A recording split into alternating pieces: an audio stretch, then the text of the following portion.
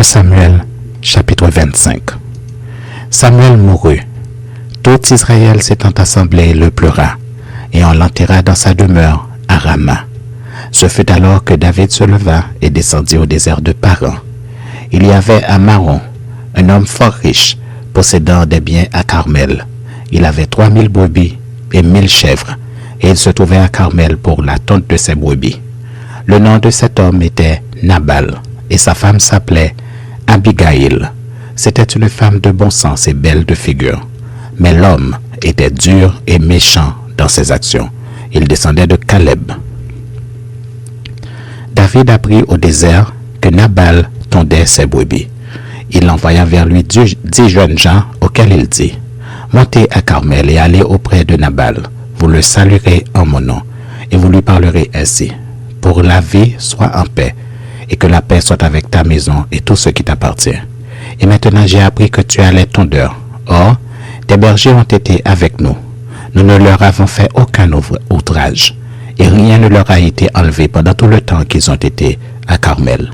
Demande-le à tes serviteurs et ils te le diront. Que ces jeunes gens trouvent grâce à tes yeux, puisque nous venons dans un jour de joie.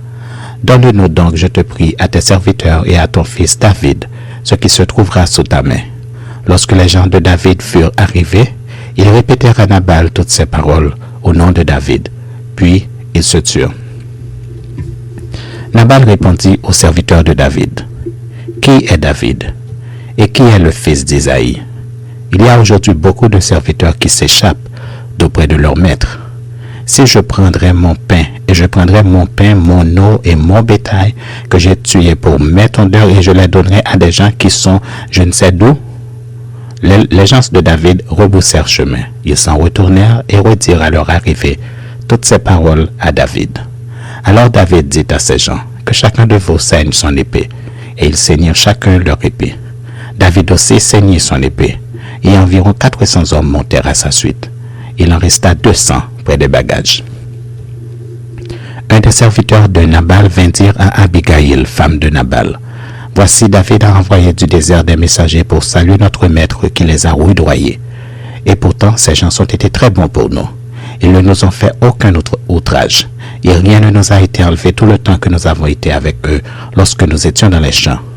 Ils nous ont nuit et jour servi de muraille, tout le temps que nous avons été avec eux, faisant paître les troupeaux.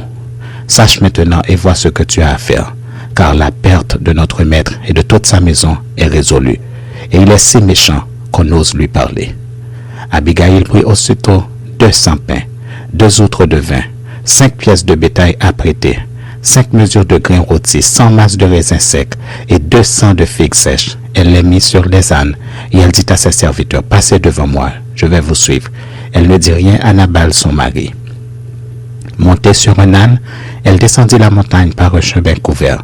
Et voici, David et ses gens descendaient en face d'elle, en sorte qu'elle les rencontra. David avait dit: C'est bien en vain que j'ai gardé tout ce que cet homme a dans le désert, et que rien n'a été enlevé de tout ce qu'il possède. Il m'a rendu le mal pour le bien. Que Dieu traite son serviteur David dans toute sa rigueur, si je laisse subsister jusqu'à la lumière du matin qui que ce soit de tout ce qui appartient à Nabal.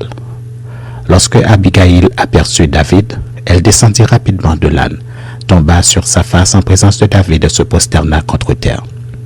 Puis, se jetant à ses pieds, elle dit: À moi la faute, mon Seigneur.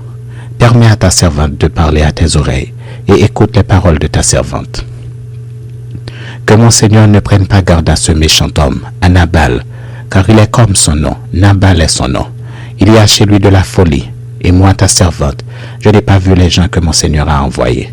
Maintenant, mon Seigneur, aussi vrai que l'Éternel est vivant et que ton âme est vivante, c'est l'Éternel qui t'a empêché de répandre le sang et qui a retenu ta main. Que tes ennemis, que ceux qui veulent du mal à mon Seigneur, soient comme Nabal. Accepte ce présent que ta servante apporte à mon Seigneur, et qu'il soit distribué aux gens qui marchent à la suite de mon Seigneur. Pardonne, je te prie, la faute de ta servante, car l'Éternel fera à mon Seigneur une maison stable. Pardonne, car mon Seigneur soutient les guerres de l'Éternel, et la méchanceté ne se trouvera jamais en toi. S'il s'élève quelqu'un qui te poursuive et qui en veuille à ta vie, l'âme de mon Seigneur sera liée dans le faisceau des vivants auprès de l'Éternel ton Dieu, et il lancera du creux de la fronde l'âme de tes ennemis. Lorsque l'Éternel aura fait à mon Seigneur tout le bien qu'il t'a annoncé et qu'il t'aura établi chef sur Israël, mon Seigneur n'aura ni remords ni souffrance de cœur pour avoir répandu le sang inutilement et pour s'être vengé lui-même. Et lorsque l'Éternel aura fait du bien à mon Seigneur, souviens-toi de ta servante. » David dit à Abigaïl, « Béni soit l'Éternel, le Dieu d'Israël qui t'a envoyé aujourd'hui à ma rencontre.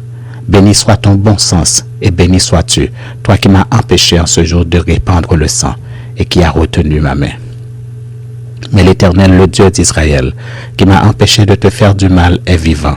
Si tu ne t'étais pas hâté de venir au-devant de moi, il ne serait resté que ce soit à Nabal, d'ici à la lumière du matin. » Et David prit de la main d'Abigaïl ce qu'elle lui avait apporté et lui dit, « Monte en paix dans ta maison. Vois, j'ai écouté ta voix et je t'ai favorablement accueilli. » Abigaïl arriva auprès de Nabal, et voici il faisait dans sa maison un festin comme un festin de roi, et il avait le cœur joyeux, et il était complètement dans l'ivresse. Elle ne lui dit aucune chose, petite ou grande, jusqu'à la lumière du matin. Mais le matin, l'ivresse de Nabal s'étant dissipée, sa femme lui raconta ce qui s'était passé. Le cœur de Nabal reçut un coup mortel et devint comme une pierre. Environ 10 jours après, l'Éternel frappa Nabal et il mourut.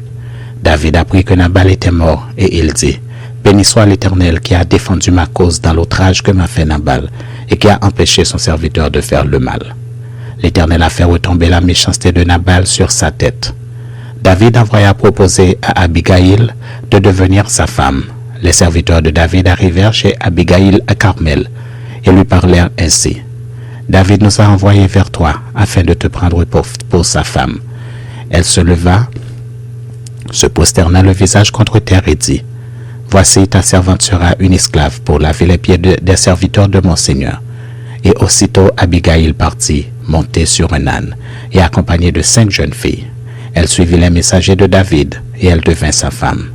David avait aussi pris Akinoam de Jisraël, et toutes les deux furent ses femmes. Et Saül avait donné sa fille Michal, femme de David, à Palti de Galim, fils de Laïk.